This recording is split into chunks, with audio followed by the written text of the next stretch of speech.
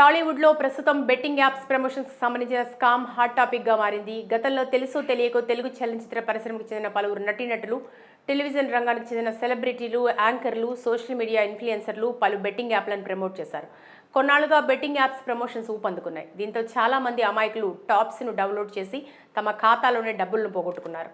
Betting apps promote చేస్తున్న 11 మంది తెలుగు సెలబ్రిటీలపైన కేసులు నమోదు చేయడం జరిగింది. సెలబ్రిటీలే ప్రమోట్ చేయడంతో వారిని ఎంతగానో అభిమానించే ఆడియన్స్ యాప్లను డౌన్లోడ్ చేయడమే కాకుండా వాటి ద్వారా డబ్బులు కోల్పోయి ఆర్థిక ఊబిలో కూరుకుపోతున్నారు. వీటిపై ఎప్పటి నుంచో పోలీసు అధికారులకు ఫిర్యాదులు అందుతూనే ఉన్నాయి. ఇక దీంతో అధికారులు రంగంలోకి దిగారు. కొద్ది రోజులుగా డేటాను తీసి ఎవరెవరు బెట్టింగ్ యాప్ ప్రమోషన్స్ లో పాల్గొన్నారో వారిపై ఎఫ్ఐఆర్ నమోదు చేస్తున్నారు. మీరు కూడా ఎదగాలి అని చెప్పి వాళ్ళకి ఏదో ప్రలోభ పెట్టి వాళ్ళందరూ కూడా దింపడం జరుగుతుంది. ఇందులో భాగంగా సోషల్ మీడియా ఇన్ఫ్లుయెన్సర్లు 11 మందిలో మొదటి రోజే టేస్టీ తేజ, కిరణ్ గౌడ్ విచారణకు హాజరవగా 20వ తేదీన బెట్టింగ్ యాప్ ప్రమోషన్స్ కేసులో యాంకర్ విష్ణుప్రియను పోలీసులు దాదాపు 10 గంటలకు పైగా విచారించారు. మధ్యాహ్నం లంచ్ బ్రేక్ తర్వాత కూడా విచారణ చేశారు. ఈ కేసులో నోటీసులు అందుకున్న రీతూ చౌదరి కూడా విచారణకు హాజరైంది. ఆమెను దాదాపు 5 గంటలకు పైగా విచారించారు పోలీసులు. బెట్టింగ్ యాప్స్ కు సంబంధించిన వివిధ అంశాలపైన పోలీసులు ఆమెను ప్రశ్నిస్తున్నట్లు సమాచారం. మార్చి 25న విచారణకు రావాలని పోలీసులు వాళ్ళిద్దరికీ సమాచారం అందించారు. పంజగుట్ట పోలీస్ స్టేషన్కు విచారణకు వచ్చిన విష్ణుప్రియ, రీతూ చౌదరిని పోలీసులు సుదీర్ఘంగా విచారించారు. ముందుగా వాళ్ళ ఫోన్లు సీజ్ చేసి బెట్టింగ్ యాప్స్ ప్రమోషన్స్ అంశంపై ప్రశ్నలు సంధించారు.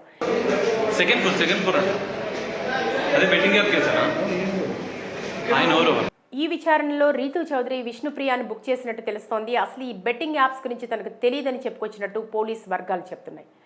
బెట్టింగ్ యాప్స్ ప్రమోషన్స్ విషయం తనకు విష్ణుప్రియ చెప్పినట్టు రీతూ అంగీకరించింది. అసలు ఎలా ప్రమోట్ చేయాలి, ఎలా వీడియోలు చేయాలో కూడా ఆమె ట్రైనింగ్ ఇచ్చినట్టు పోలీసులకు వివరించింది. ఆమె చెప్పిన విషయాలను రికార్డింగ్ చేసుకున్న పోలీసులు మరోసారి విచారణకు పిలిచారు. మార్చి 25న మళ్లీ విచారణకు రావాలని ఆదేశించారు.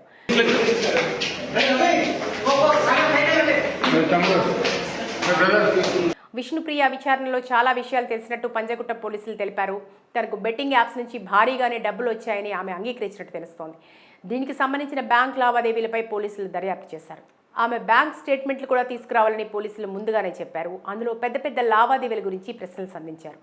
బెట్టింగ్ యాప్స్ కు సంబంధించిన వివిధ అంశాలపైన పోలీసులు ఆమెను ప్రశ్నిస్తున్నట్లు సమాచారం. ఇది నేరం అన్న సంగతి తనకు తెలియదని, డబ్బులు వస్తుందని చేసినట్టు చెప్పారు. తప్పు అని తెలిసిన తర్వాత చేయటం మానేశానని ఒప్పుకున్నారు. ఇలాంటి వాటి జోలికి వెళ్లబోనని పోలీసులకు తెలియజేశారు. ఈ యాప్స్ ప్రమోట్ చేసినప్పుడు తనకు నిమిషానికి 90,000 ఆఫర్ చేశారని ఆమె చెప్పుకొచ్చారు.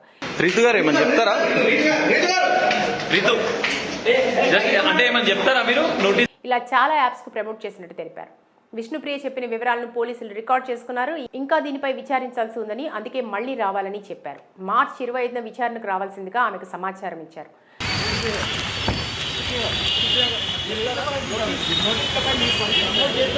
మరోవైపు మియాపూర్ పోలీస్ స్టేషన్లో టాలీవుడ్లోని పలువురు తారలపై కూడా ఎఫ్ఐఆర్ నమోదైంది. సుమారుగా 18 మంది సినీ నటులపై కేసులు నమోదు చేశారు.